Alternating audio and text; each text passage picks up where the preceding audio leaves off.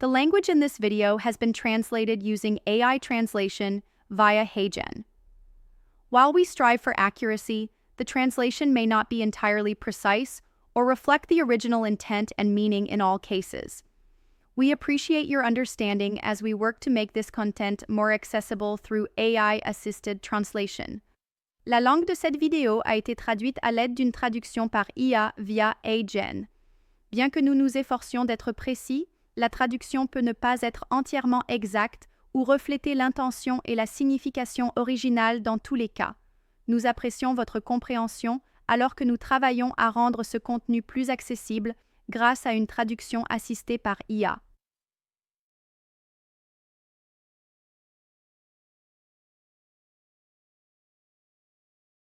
Bonjour, je suis Michael Lawless, scientifique principal chez Simulation Plus. Dans cette vidéo, je vais parler du module de toxicité dans ABMT Predictor. Alors, commençons.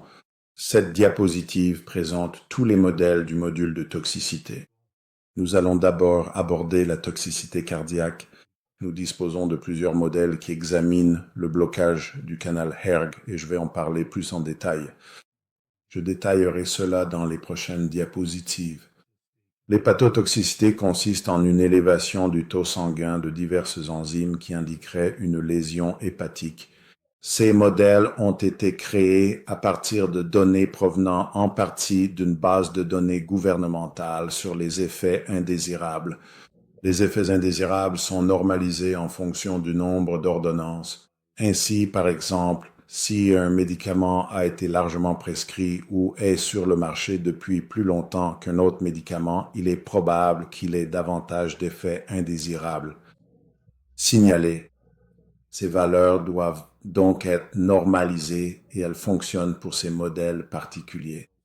Et puis nous avons ces modèles sont impliqués dans le risque TOX, appelé RUPX, dont je parlerai vers la fin de la présentation.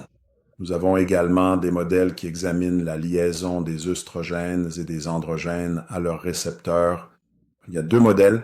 L'un est un modèle de classification qui permet de déterminer si le composé peut éventuellement se lier à l'un de ces récepteurs. Et ensuite, un modèle quantitatif qui n'est évalué que si la prédiction de liaison aux récepteurs des œstrogènes et des androgènes est positive ou affirmative. Ces modèles évaluent l'affinité de liaison relative par rapport aux ligands natifs. Ainsi, il s'agit d'un pourcentage pouvant aller jusqu'à 100% potentiellement. Ensuite, nous avons quelques modèles pour la cancérogénicité. Je discuterai plus en détail des modèles TD50 chez le rat et la souris ainsi que des modèles d'angiogénicité. Nous avons des modèles pour la sensibilisation cutanée et respiratoire. Il s'agit donc de modèles de classification qui indiquent simplement s'il existe un potentiel de réaction cutanée et ou respiratoire ou allergique. Nous avons plusieurs modèles qui examinent des facteurs environnementaux, tels que la dose létale chez le verron tête de boule, les puces d'eau, etc. Ces deux modèles en bas concernent la bioconcentration et la biodégradation.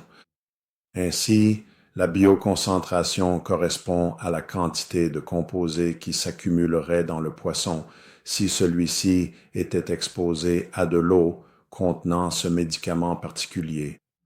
La biodégradation, quant à elle, est une mesure qui, à travers un modèle de classification, prédit si le composé serait biodégradable dans les boues d'épuration. Ensuite, dans le coin supérieur gauche, nous avons des modèles qui ne rentrent pas vraiment dans les autres catégories. La phospholipidose, donc potentiellement si le composé provoquerait une phospholipidose. Dose maximale recommandée tolérée pour la toxicité. C'est un modèle que nous avons créé à partir d'un article scientifique. L'idée derrière cet article était que les composés ou médicaments administrés à de faibles doses sont probablement plus toxiques que ceux administrés à des doses plus élevées. Nous avons donc un seuil particulier. Si le composé est prédit pour avoir une dose recommandée, une dose tolérée inférieure à cette valeur, alors il pourrait provoquer une toxicité. Nous avons également des modèles de toxicité développementale et de toxicité aiguë chez le rat. Cette diapositive présente nos deux modèles HERG. ERG signifie Human Ether Ago-Go Related Gene et il code un canal potassique.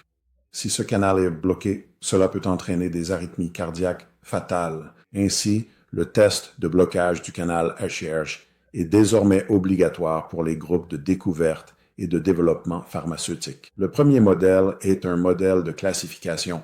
Toutes les données proviennent d'un test de patch clamp et le seuil est de 10 micromolaires. Donc, si l'étude indiquait que le composé était en dessous de 10 micromolaires, il serait considéré comme positif pour le filtre HERG. Il peut également y avoir des informations qualitatives qui indiquent simplement que oui, il s'agit d'un ligand du canal HERG. Donc, nous n'avons pas la valeur quantitative pour cela.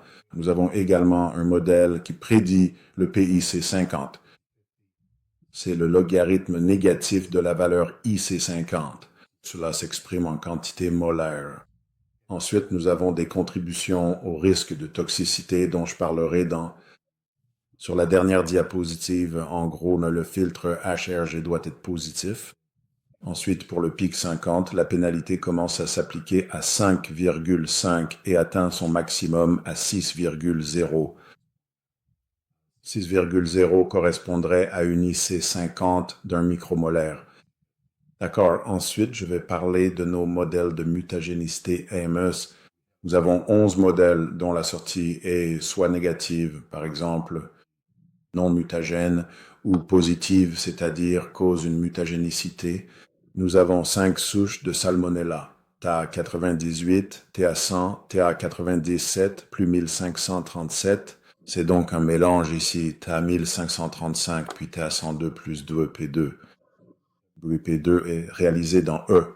coli, mais donne essentiellement les mêmes résultats que pour Salmonella.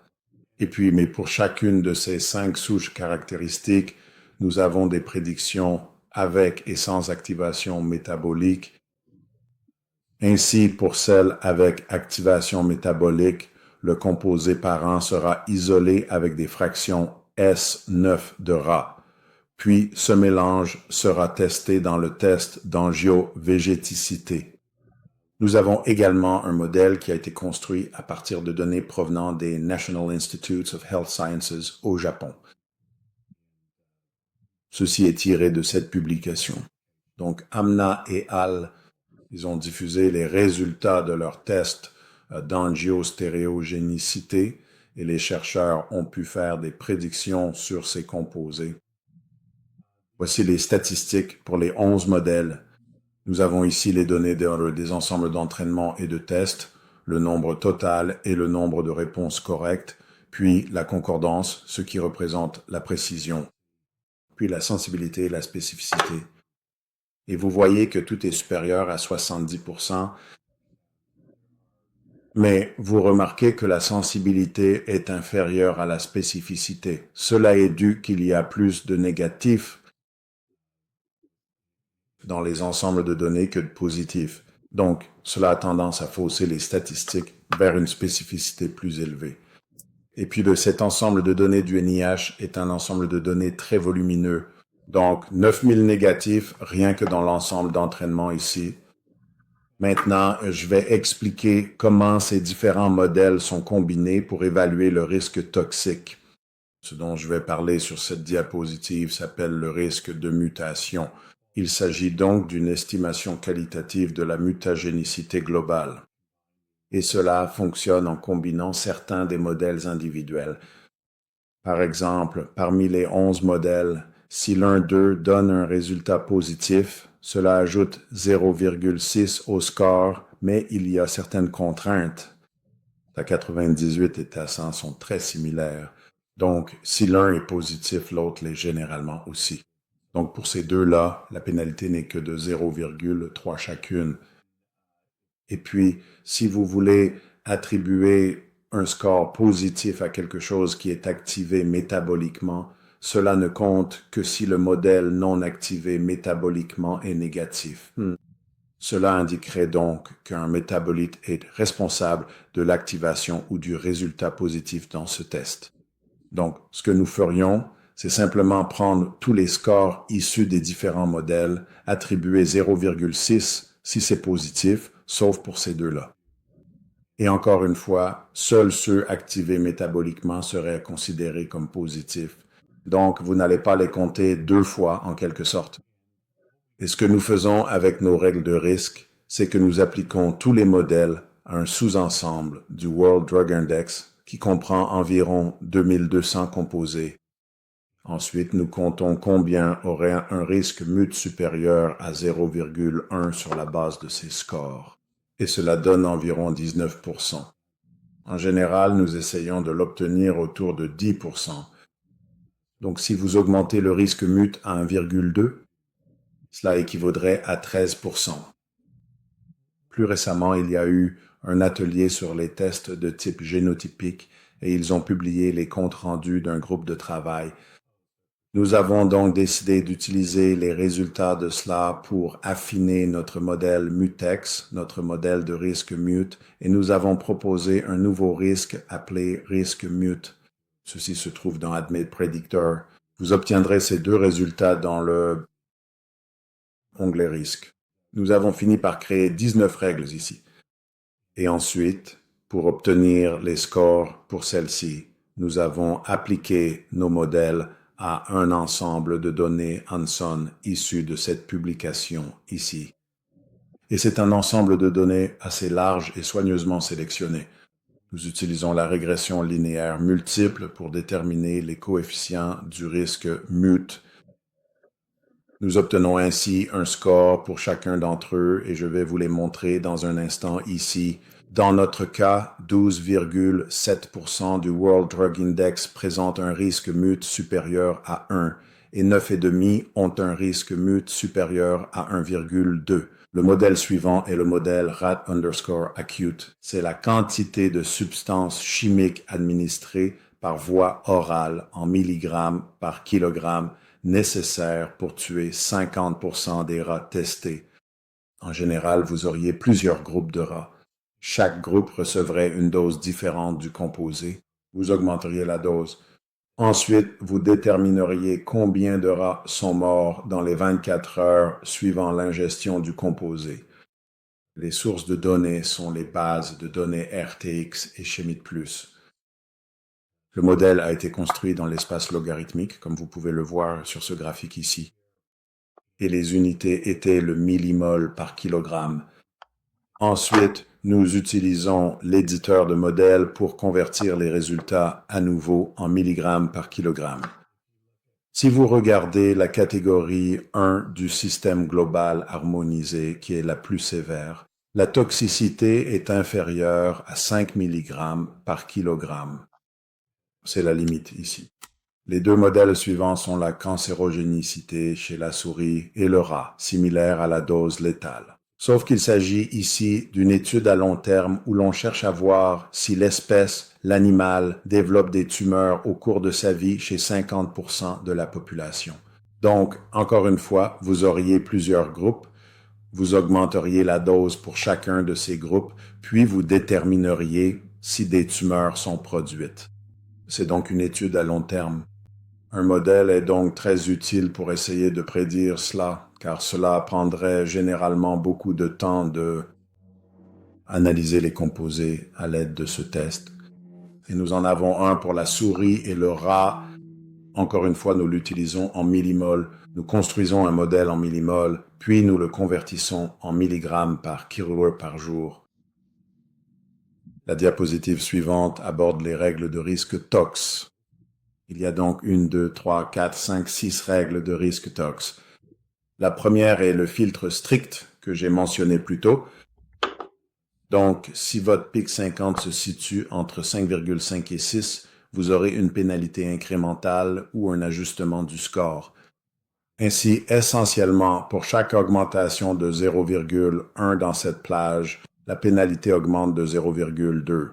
Donc, la pénalité est de 0 à 5,5 et à 6 ou plus, la pénalité est d'1,0. Pour la toxicité aiguë chez le rat, elle est inférieure à 200. Donc ici, tout ce qui est supérieur à 300 ne sera pas pénalisé. Entre 300 et 200, il y aura une pénalité fractionnaire. Et ensuite, en dessous de 200, vous aurez une pénalité de 1. XR correspond à la cancérogénicité dans les études chroniques chez le rat. Celle-ci commence à 2,5 ou, excusez-moi, elle diminue. C'est un inférieur à, donc tout ce qui est supérieur à 5 n'est pas pénalisé. Entre 5 et 2,5, il y a une pénalité fractionnaire et en dessous de 2,5, c'est une pénalité complète. Pour le TD50 chez la souris, la plage se situe entre 25 et 40. Et pour l'hépatotoxicité, si les AST et ALT sont élevés et que la LDH est également élevée, donc si ces trois paramètres sont positifs, alors cela déclencherait un résultat positif pour ce critère. Et puis le risque de mutagénicité ajoute un point supplémentaire. Donc si c'est supérieur à 1, le composé recevrait être une pénalité complète. Et en dessous de 1, il n'y aurait aucune pénalité. Donc la pénalité maximale pour n'importe quel critère serait de 6, car il y a 6 règles de risque. Lorsque nous appliquons cela à notre sous-ensemble du World Drug Index, le risque est d'environ 2 pour 10%. Donc, cela constituerait une sorte de seuil si votre risque toxique est supérieur à 2. Alors, vous savez, vous voudrez peut-être, déprioriser ce composé. Maintenant, regardons les prédictions du module de toxicité pour la N-nitrosomorpholine. Nous allons passer à la toxicité. Ici, à la feuille de calcul. Les risques vont inclure le risque ADMET, le risque CIP, le risque d'absorption, puis le risque de mutagénicité, qui pour ce composé est de 2,4. Et je vais vous montrer comment cela est calculé. Et puis le risque global est de 4,0 et encore une fois, je vais vous montrer les contributions à ce résultat. Si nous regardons le diagramme en étoile de l'Ames Bugenicity, presque tous les modèles prédisent que ce composé sera positif et on pourrait le penser car il contient un groupe nitro. Mais le 97 plus 1537 est prédit comme négatif. Et c'est aussi le cas pour celui qui est activé métaboliquement. Pour le diagramme en étoile tox, vous avez le ERG-PIC50. C'est assuré, ce qui signifie que la prédiction est hors du domaine d'application pour ce composé. Vous avez le logarithme du radix, les données de toxicité aiguë, le logarithme du TD50, le TD50 chez la souris, puis les 3 enzymes sanguines qui peuvent être élevées et qui sont liées à la toxicité hépatique. Et enfin, le risque de mutagénicité qui est de 2,4. Commençons donc d'abord par le risque de mutagénicité. Si nous faisons défiler complètement vers la droite, vous verrez le risque de mutagénicité de 2,4. Et voici les codes.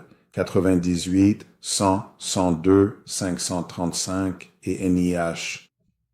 Donc, si nous regardons ces prédictions pour la mutagénicité, celle-ci est négative dans les deux cas, donc aucune pénalité n'est appliquée ici.